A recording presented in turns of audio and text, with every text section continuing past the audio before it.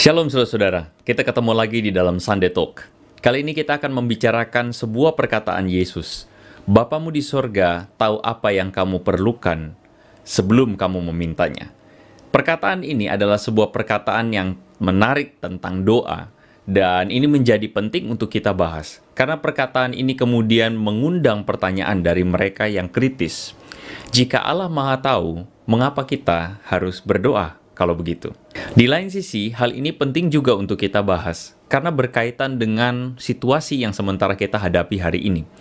Mungkin sebagian dari saudara bergumul dengan begitu luar biasa, dan tidak jarang di antaranya kita lelah dengan doa-doa yang selalu kita naikkan kepada Tuhan. Kita tidak kunjung mendapatkan jawaban. Di satu sisi kita tahu bahwa Allah tahu kok sebenarnya yang kita butuhkan. Lalu untuk apa kita berdoa? Kita lelah, dan kemudian kita putus asa. Karena itu saudara-saudara, saya mengajak setiap kita untuk sama-sama mengikuti pembahasan ini dari awal sampai akhir. Dan sebelum memulai perenungan firman Tuhan hari ini, saya mengajak kita untuk sama-sama mempersiapkan hati melalui pujian ini. Mampirlah dengar doaku, Yesus penebus. Orang lain kau hampiri, jangan jalan terus. Yesus Tuhan, dengar doaku. Orang lain kau hampiri, jangan jalan terus.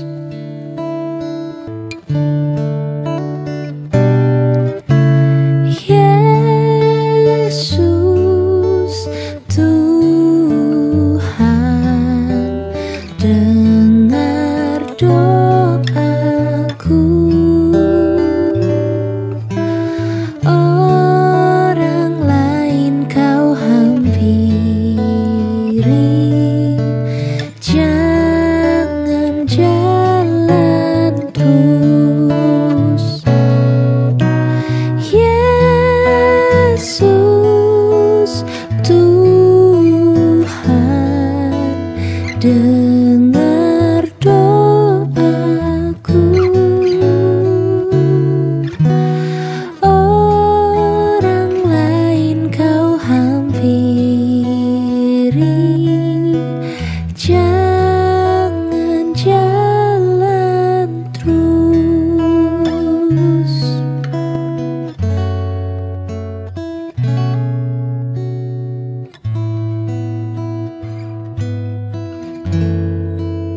Kami menundukkan hati kami di hadapan Tuhan, dan kami berdoa agar Engkau menolong kami Tuhan, mengerti isi hatimu, mengerti kehendak-Mu. Melalui perenungan firman Tuhan hari ini, dimanapun kami berada, Roh Kudus yang baik, bekerjalah, pulihkan pemikiran kami dan hati kami, agar hidup kami semakin dibenarkan sesuai dengan firman Tuhan. Terima kasih Bapa di sorga, di dalam nama Tuhan Yesus kami berdoa. Amin.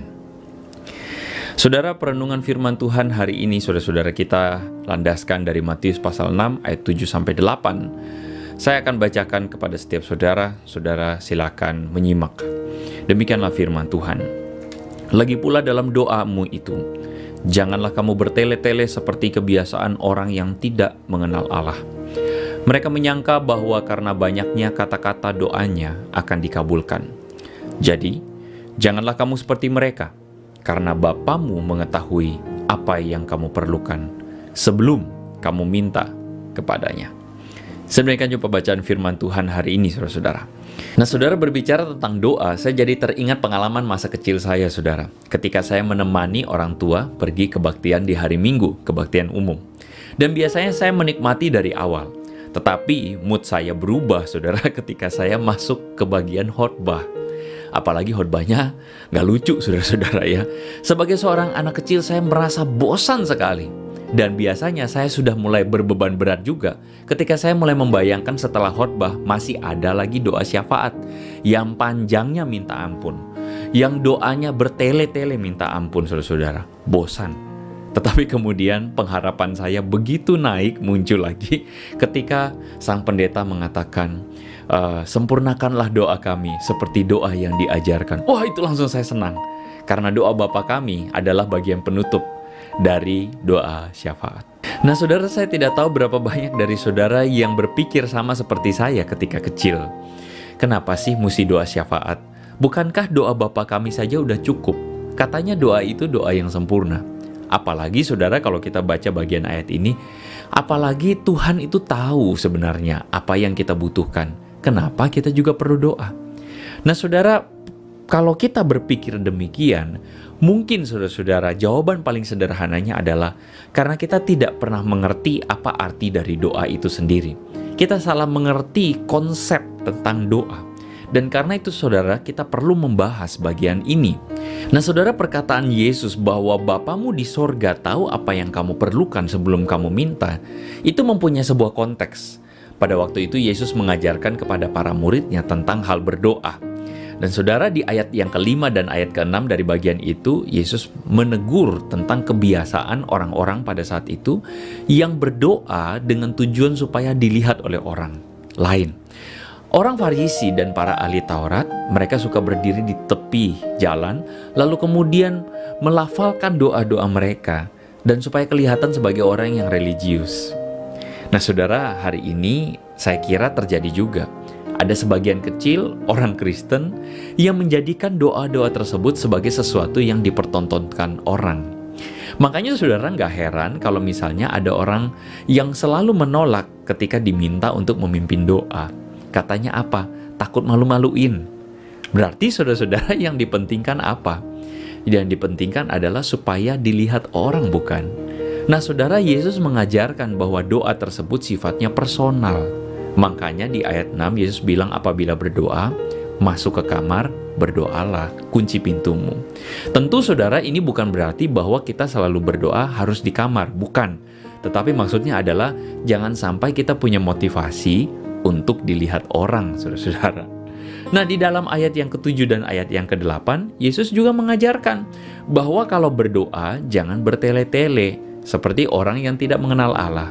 Nah, saudara, saya ingin meng-underline istilah yang dipakai di sini, yaitu orang yang tidak mengenal Allah. Yesus menggunakan kata etnikos. Saudara, kata ini merujuk kepada kelompok orang yang bukan berasal dari Yahudi, berasal dari Yunani berarti. Dan mereka ini adalah kelompok orang-orang yang mempunyai budaya pagan, yaitu orang yang menyembah banyak ilah. Nah, saudara, ketika kita menggunakan kata orang yang tidak mengenal Allah, mungkin pikiran kita adalah, oh, mereka ateis. Salah, saudara. Mereka justru mempunyai ritual-ritual keagamaan yang begitu banyak. Jadi, saudara, kalau hari ini saudara berpikir bahwa orang kerohaniannya itu diukur berdasarkan ritual keagamaan, saudara, itu tidak selamanya tepat. Tidak tepat sama sekali, saudara-saudara. Orang yang melakukan ritual keagamaan belum tentu orang tersebut mengenal Allah dengan benar. Saya ulang, saudara. Orang yang melakukan segala ritual keagamaan belum tentu orang tersebut mengenal Allah dengan benar. Dan itulah yang terjadi, saudara-saudara, dengan orang-orang yang beragama pagan saat itu. Mereka berdoa, saudara-saudara, dengan kata-kata mantra-mantra yang diulang-ulang, saudara-saudara. Makanya Yesus mengatakan mereka bertele-tele. Mereka berpikir mantra atau kata yang diulang-ulang tersebut ampuh untuk mengabulkan segala doa dan permohonan mereka. Nah, saudara, kira-kira terjadikah hal itu di dalam kehidupan kita orang Kristen? Adakah doa yang menjadi mantra yang dilakukan oleh orang Kristen hari ini? Nah, saudara, satu kali ada seorang yang datang sama saya berbagi tentang permasalahan hidupnya, saudara. Dia menghadapi permasalahan rumah tangga yang begitu pelik. Dan dia mengatakan bahwa sejak dia mengalami persoalan itu, dia lebih dekat sama Tuhan. Setiap pagi jam 3, kata dia bangun dan dia berdoa. Tetapi kemudian dia begitu stres karena meskipun dia sudah berdoa, sepertinya Tuhan tidak membuka jalan buat dia. Nah saudara, sambil saya terus mendengarkan, dia berkata bahwa saya tiap kali bangun jam 3, saya doa Bapa kami 3 kali. Waduh, saudara, ketika mendengarkan perkataan itu, saya menjadi khawatir saudara. Khawatir, jangan-jangan doa Bapa kami itu dijadikan mantra oleh dia, supaya apa yang dia doakan itu dikabulkan oleh Tuhan. Nah saudara, saya tidak tahu berapa banyak dari saudara berpikir hal yang sama seperti saya. Dan berapa banyak dari saudara juga yang berjumpa dengan ritual-ritual keagamaan yang mengatakan berdoa ini, berdoa itu, berdoalah selama 4 kali, diulang-ulang dan sebagainya, supaya Tuhan mengabulkan doa kita. Saudara, bukankah pada dasarnya meskipun doa seperti itu, seperti kedengarannya doa Kristen, tetapi berapa banyak dari kita berpikir bahwa sebenarnya secara esensi itu adalah sebuah mantra. Ketika doa itu dijadikan mantra oleh orang Kristen untuk mengabulkan doa, mengabulkan permohonan, maka itu adalah sesuatu yang salah, saudara-saudara. Mau itu doa Bapa kami, mau itu pakai Salam Maria, doa apapun itu, meskipun kedengarannya Kristen, tetapi itu adalah doa yang salah, doa yang tidak tepat. Karena di balik dari doa tersebut ada sebuah mental transaksional dengan Tuhan. Ini yang dipermasalahkan oleh Yesus. Maksudnya apa, saudara-saudara? Tidak heran kenapa Yesus mengatakan, karena Bapamu mengetahui apa yang kamu perlukan sebelum kamu minta kepadanya. Yesus ingin tunjukkan kepada kita, saudara-saudara, bahwa berdoa kepada Tuhan itu bukan berdoa secara transaksi. Oleh karena doanya yang panjang, doanya yang bertele-tele, berapa banyak berdoa, berapa banyak berpuasa, maka Tuhan akan mengabulkan. Salah, saudara-saudara. Karena itu bukan konsep doa yang benar. Kita harus memandang Tuhan sebagai Bapa kita. Dan bukankah itu yang menjadi pembeda antara iman Kristen dengan agama yang lain, saudara-saudara? Dalam konsep Kristen, Tuhan itu dipandang sebagai Bapa, sebagai Allah yang adalah Bapa kita yang tahu apa yang kita butuhkan, kita anak-anaknya. Jadi kalau begitu, pertanyaan ini tetap harus kita jawab. Kalau gitu nggak usah berdoa dong, karena kan Bapa sudah tahu apa yang kita butuhkan. Nah saudara, perkataan ini adalah perkataan yang sebenarnya mempunyai konsep yang salah. Karena tujuan dari perkataan, kalau gitu tidak usah berdoa, karena Tuhan sudah tahu. Orientasinya adalah menempatkan doa sebagai sarana untuk minta. Kenapa tidak usah berdoa? Ya karena Bapa udah tahu kepentingan kita. Berarti doa untuk meminta kepentingan. Ini pun udah salah, saudara-saudara. Dan masalah dari orang yang berkata bahwa kalau gitu tidak usah berdoa karena Tuhan sudah tahu. Masalahnya ada pada fokus doa, yaitu untuk kepentingan diri sendiri. Jadi saudara, mengapa tadi saya katakan di awal, kenapa kita berkata tidak usah berdoa kalau kita tahu bahwa Bapa mengerti kepentingan kita? Sebenarnya perkataan itu adalah perkataan yang punya konsep yang salah tentang arti doa. Karena doa dipikir hanya sebagai bagian transaksional dengan Allah, sebagai sarana untuk minta-minta. Yesus ajarkan kepada kita bahwa doa itu adalah masalah relasional. Makanya saudara bisa mengerti di ayat ke-6 kenapa Yesus mengatakan, doalah, masuk ke dalam pintu kamarmu, kunci pintunya dan berdoalah. Karena ini soal relasi antara kita sebagai anak dengan Bapa. Sama juga dalam doa kita tidak bertele-tele. Kenapa? Karena kita tahu dengan iman bahwa Bapa kita tahu apa yang kita butuhkan. Nah saudara, ini yang menjadi sesuatu yang Yesus ajarkan. Doa adalah relasional. Nah saudara, saya mengajak dengan waktu yang singkat ini, mari kita menilai doa-doa kita. Apakah doa kita selama ini hanya berisikan daftar panjang tentang kepentingan kita? Kita berdoa kalau kita punya kepentingan. Dan tiap kali kalau kita berdoa, kita selalu mempunyai daftar list panjang apa yang kita minta dari Tuhan untuk kepentingan kita sendiri. Apakah doa kita membawa kita semakin mengerti kehendak Tuhan dalam hidup kita? Ataukah doa kita adalah kita sibuk nyerocos sama Tuhan, minta ini dan minta itu? Dan apakah doa kita membuat hati kita seperti hati Tuhan. Saudara, saya sangat prihatin sekali dengan orang-orang Kristen yang selama ini menjalankan segala ritual keagamaannya, tetapi fokus dan orientasinya masih hanya untuk kepentingan diri sendiri.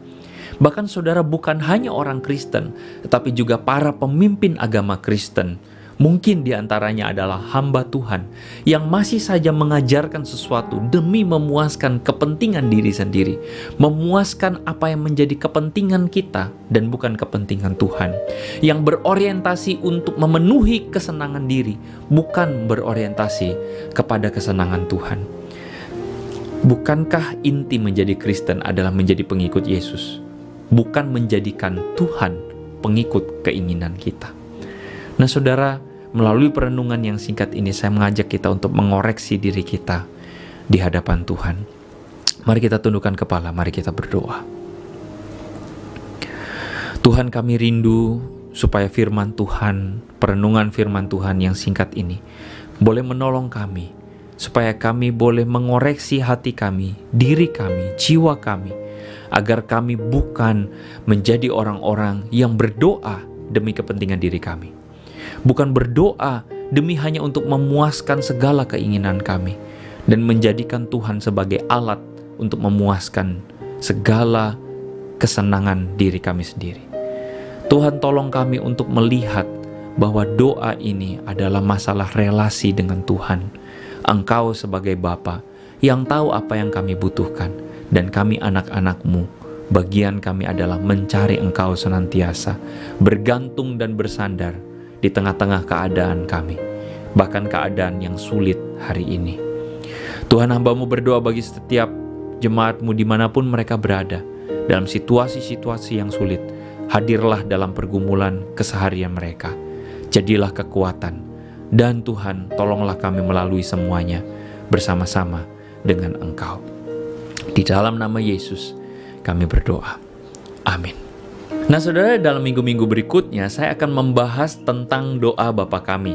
Saya percaya tentu ini bukan sebagai mantra saudara-saudara ya, tetapi ini adalah sebuah gambaran doa yang Yesus ajarkan untuk mengajak kita mengubah cara kita berdoa, agar kita memiliki doa yang penuh relasi dengan Tuhan. Karena itu saya berdoa melalui pembahasan Sunday Talk di minggu-minggu selanjutnya, saudara, doa-doa kita adalah doa-doa yang diubahkan, dari hati yang diubahkan. Stay tune saudara-saudara. Jadi sampai di sini saja Sunday Talk kali ini. Jika ada berkat rohani yang saudara dapatkan melalui Sunday Talk ini, saudara bisa tuliskan di bawah. Dan apabila ini menjadi berkat bagi saudara, silakan bagikan juga kepada saudara-saudara yang lain.